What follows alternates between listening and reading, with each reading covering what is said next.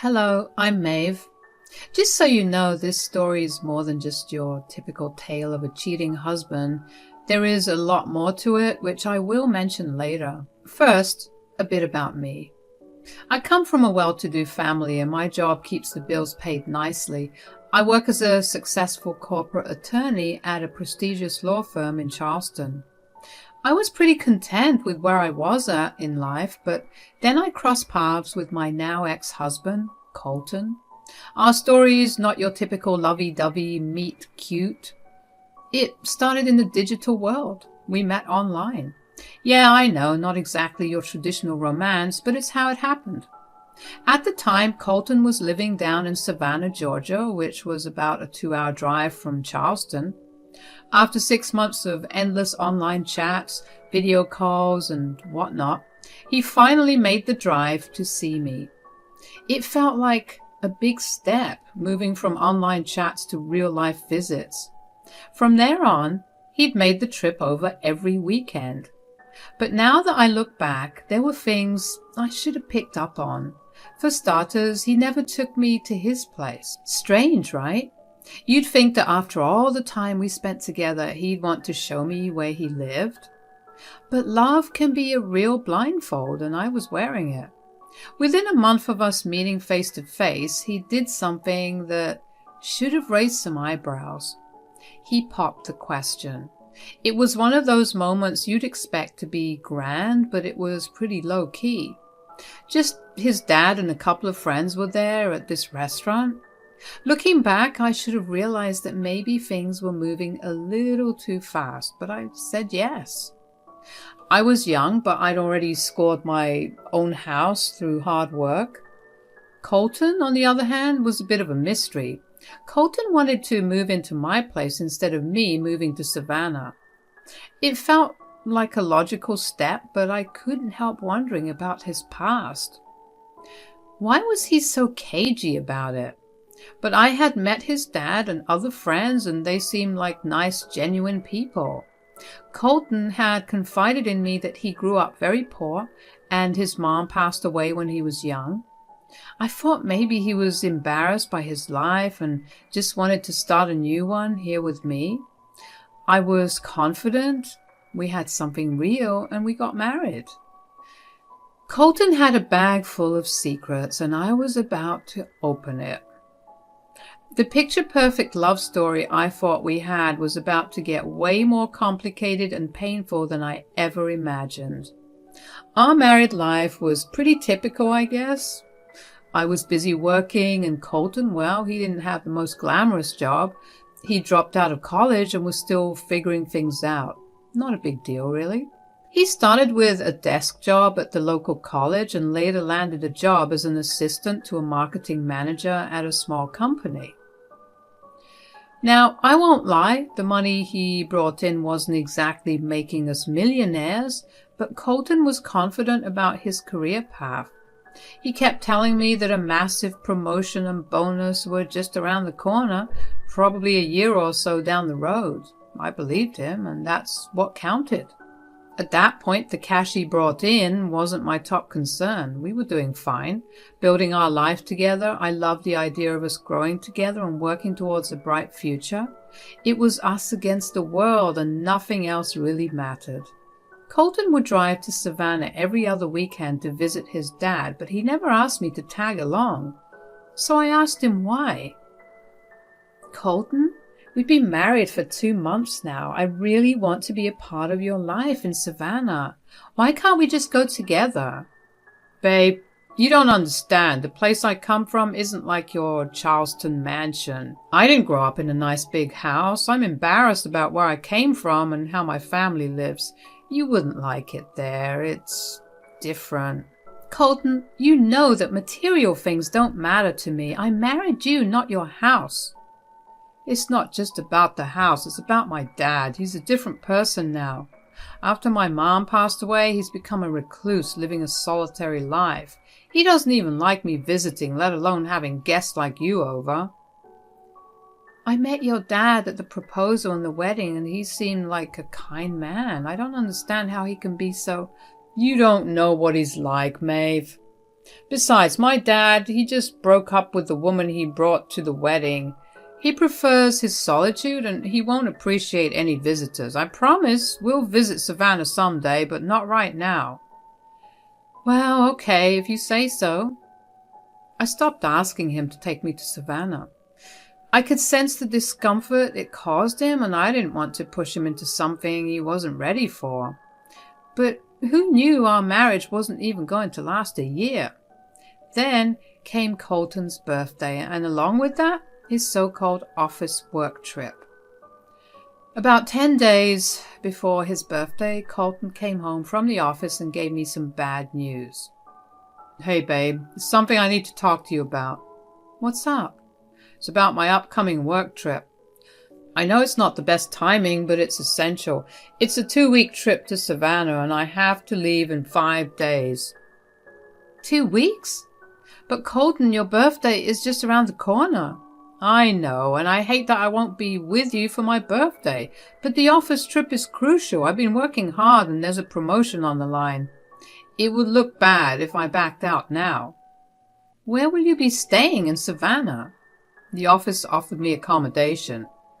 Oh, then maybe I can take some time off work and accompany you like I did earlier when we went on that San Diego trip. Let me complete it. I'm planning to stay with my dad. He's been on his own since we got married and I want to check up on him.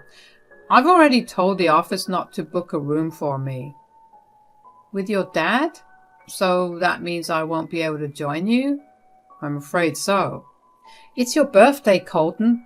I want to be there with you. I know, babe, and it breaks my heart that I can't spend my birthday with you. But we can celebrate when I get back, just the two of us. And if I get that promotion, I promise we'll plan a fantastic trip to anywhere you want, and it's all on me. I understand, Colton. It's not about some trip, though. It's your birthday. I promise I'll make it up to you, babe. This isn't the last birthday we'll spend together. We've got a lifetime of birthdays ahead of us. All right, I'll let you go on this one, Colton, but I expect a belated birthday celebration like no other. You've got it, babe. It'll be the best birthday celebration we've ever had. I love you, Colton. I love you too, Maeve. So there I was, trying to distract myself when Colton left. I had just gotten back from work, and the house felt empty without him. It was Colton's birthday soon, and I couldn't bear the thought of him spending it alone with his dad, Richard, at their place. I didn't want to intrude or overstep any boundaries, so I had a plan to make Colton's birthday special. I'd surprise him at his dad's place, bearing gifts, balloons, and a cake. We'd then whisk away to a fancy hotel where I'd reserved a room for the night. It was my way of showing him how much I cared, and I was all in. First, the cake. I didn't hold back. It had to be something unforgettable. So I ordered a custom cake that was not only delicious but also extravagant. It cost me a pretty penny, but Colton was worth every cent. Next, I went shopping for the perfect gift. I wanted something that would remind him of my love every time he looked at it.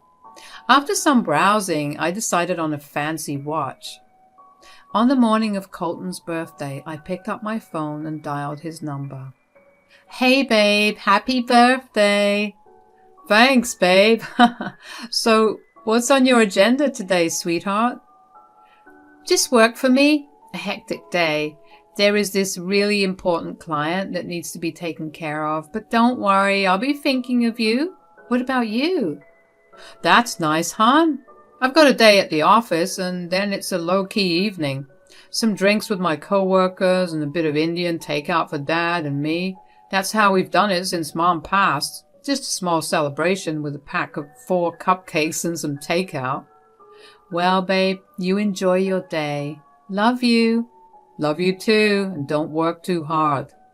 I made the drive to Savannah to surprise Colton. It was a 2-hour journey, but I was determined to make this day special for him. I knew the address of where he lived because we had sent each other flowers occasionally during our online dating days. The address seemed odd to me, though. Colton had always described his home differently. I parked my car a couple of houses before the one listed in the address. The house was beautiful, nothing like the small place he had told me about. I was very much confused. Just as I was about to get out of the car, a vehicle pulled into the driveway of the house. It was Colton's car, and he was not alone. In his arms, he held a child who appeared to be around 2 or 3 years old. They were both holding balloons and seemed cheerful. The woman with him was blonde and looked exhausted, yet beautiful. She held a box that resembled a cake box. Together, they walked into the house.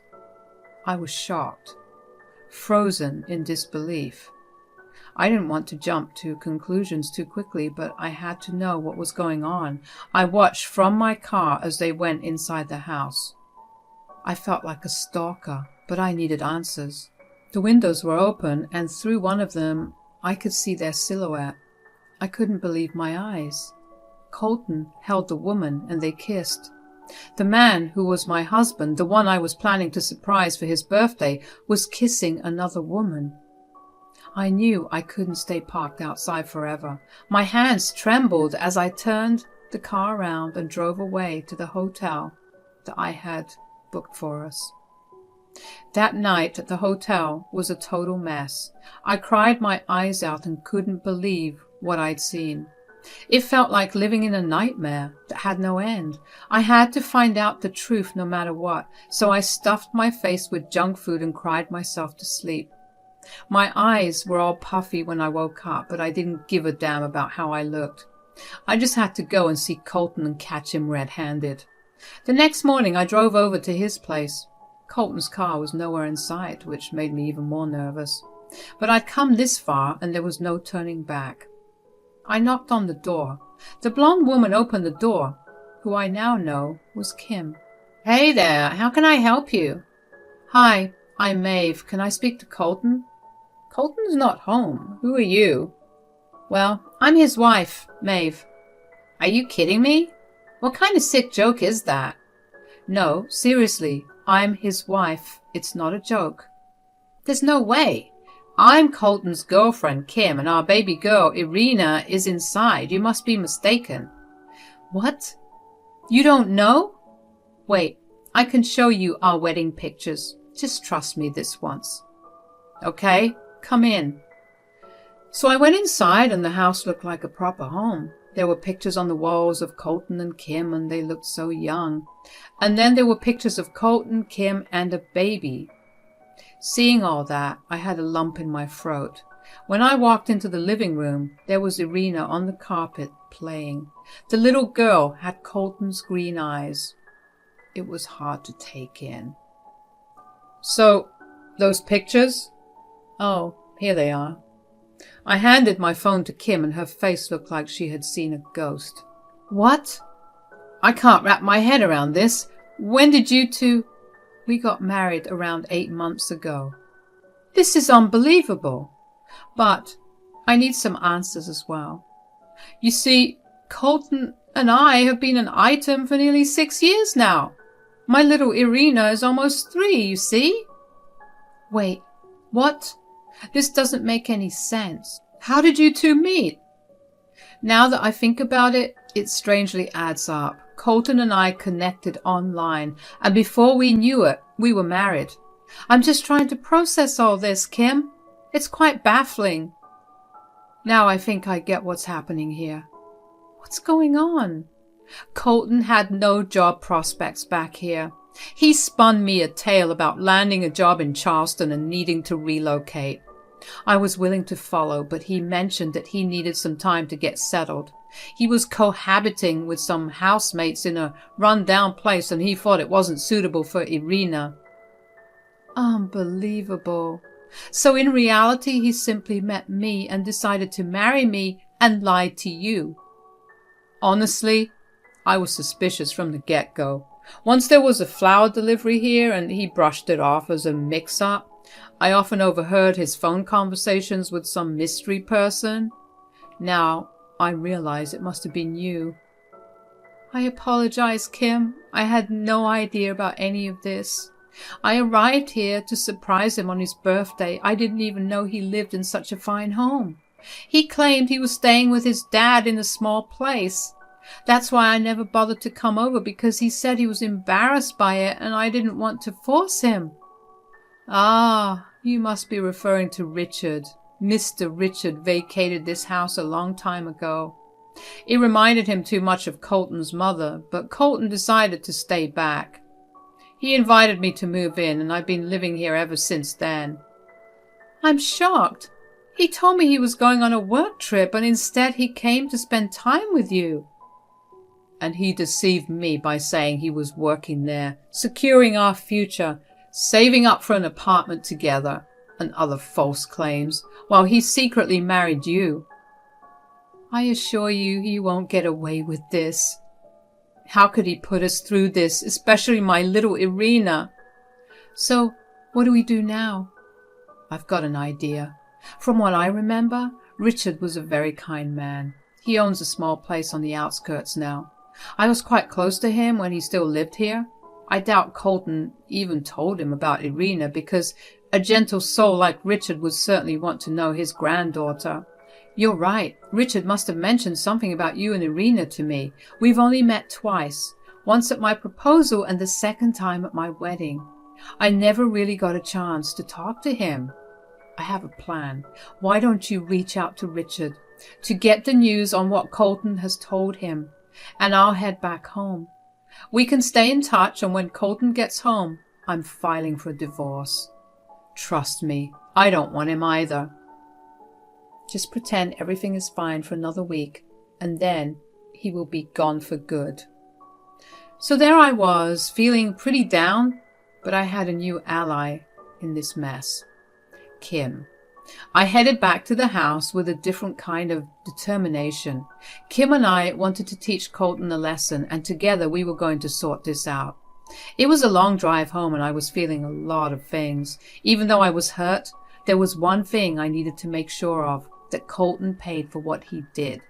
In a couple of days, I received a call from Kim. Where's Colton? I hope he isn't eavesdropping. He's gone for a smoke. He smokes? That's new. Not as shocking as discovering that he has a girlfriend and a 3-year-old baby, huh? You've got a point there.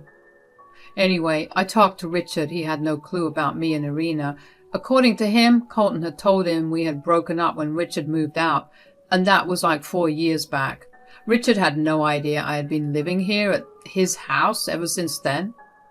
Wow, so Richard left and never looked back, huh? That's right. He's a farmer now, living an isolated life. He was pretty mad when he learned about the secret his son was keeping for 4 years. He was very worried about you too. I told you, he's a nice man. He said he'd like to give him a good talk to. And then Colton painted him out to be the bad guy, huh? Great.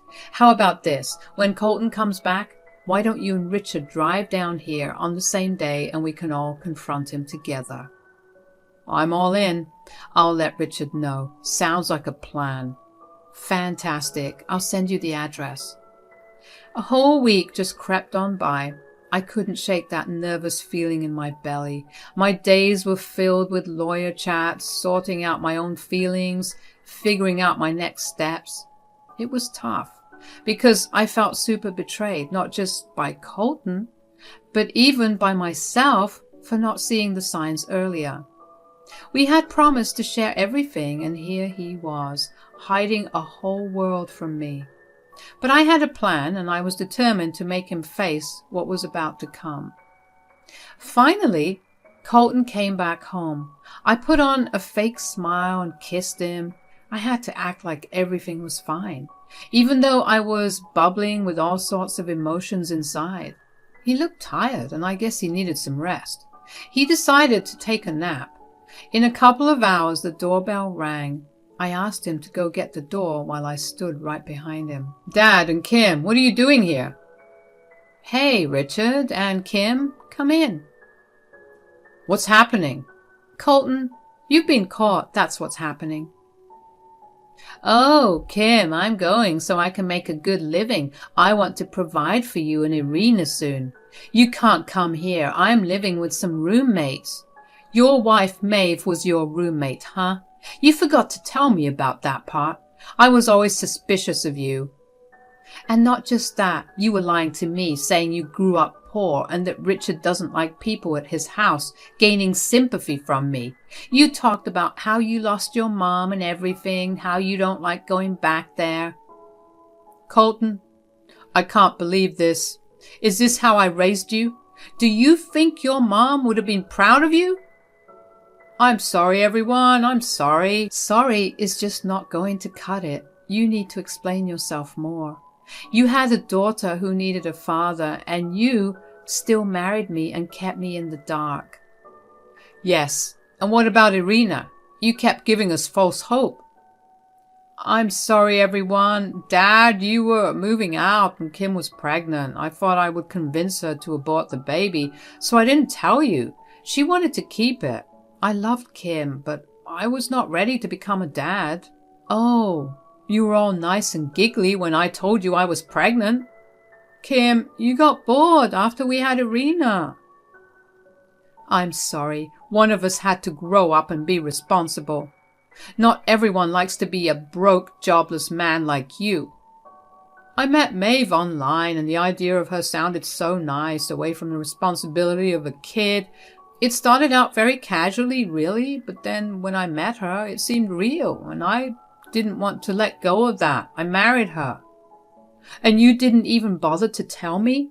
I love both of you, and I didn't want to let any of you go. Oh, stop it. This is not love. I was confused, so I thought, why not just let things be the way they were? I can't believe you. You dragged me into all of this. Here I was, wanting to give you an innocent surprise for your birthday, and then I got to know that it's not like that. I liked living in your house. This is some life I didn't want to give up on. What are you implying? You married Maeve for her house? What? You married me for money? Well, it's complicated. I loved you, but I also liked your lifestyle. That's what attracted me to you. It's as simple as that. You fell in love with the lifestyle, the money, and not me, Colton. How selfish. Enough, everyone. Colton, this is not the man I expected you to be. Your mom and I loved each other. You grew up in a loving house. And are these the values that you learned from us? Enough. You're on your own now. I have made my decision. Kim is going to be the owner of my house. She needs a place for herself and Irina. Dad, are you serious? I was supposed to take ownership of that house. Dead sure I am. You don't deserve it. Kim and Irina need it more than you do. Well, I don't need you guys either. I'm with Maeve now anyway. Do you think I'm a fool? Get out of my house too. We're getting a divorce. Babe, what? No, I made a mistake, but I chose you over Kim. I married you, not her. Colton, we're over. There is nothing you can say or do now. We are over too, and I'll make sure you never get to see Irina again. It's been a year since all that drama went down. A year of freedom from Colton's mess. Richard handed the house to Kim, and she is living there with little Irina. Colton? Well, he's got nothing but regrets and a big dose of karma. Colton thought he could play us all and have his cake and eat it too. So here's a piece of advice for y'all. When you're online dating and decide to meet in person, just remember, honesty is your best wingman. Trying to juggle two relationships is like playing a game of hide and seek. Eventually, someone's going to catch you and it won't end well. So save yourself the drama, be real, and don't bite off more than you can chew. Because in the end, being genuine is way cooler than trying to be a sneaky catfish.